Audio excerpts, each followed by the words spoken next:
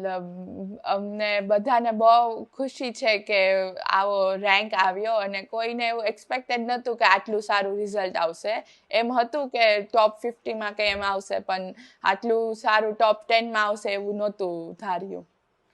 મતલબ મેં આની મહેનત તો 11thથી સ્ટાર્ટ કરી હતી અને ત્યારે હું કોચિંગ જાતી અને પછી દરરોજ 6 to 7 hours ભણતી ઘરે.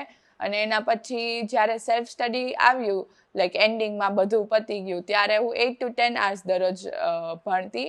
અને વધારે ને વધારે પેપર દેવાથી અને વધારે ક્વેશ્ચન સોલ્વ કરવાથી મારું એડવાન્સમાં લાઈક ક્વેશ્ચન સોલ્વ કરવાની પકડ વધી ગઈ. એથી મને આટલું સારું રિઝલ્ટ આવ્યું છે. મતલબ મારા ફેમિલી બી બહુ સપોર્ટિવ હતું અને એ લોકો મને ગમે ત્યારે અગર એમ થાય કે મારે હવે લાઈક ભણવાનું મન નથી થતું, તો એ લોકો મને ખૂબ મદદ કરતા અને મારા ભેગો ટાઈમ સ્પેન્ડ કરીને મને ફરીથી મોટિવેટ કરતા.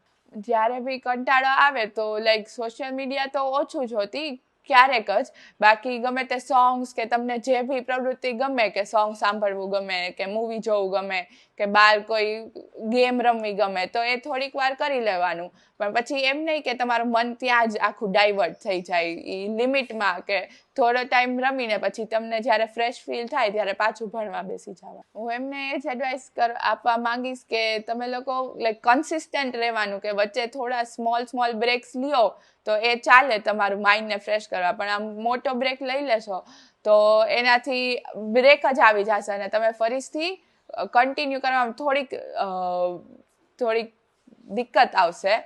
અને એ જ કે તમે હાર્ડ વર્ક કરતા રહ્યો અને પછી તમને ફળ એની મેળે જ આવી જશે. હવે મારે IIT બોમ્બેમાં જવું છે અને એમાં મારે કમ્પ્યુટર સાયન્સ લેવું છે અને એના પછી શાયદ હું માસ્ટર્સ કરવા અબ્રોડ જઈશ.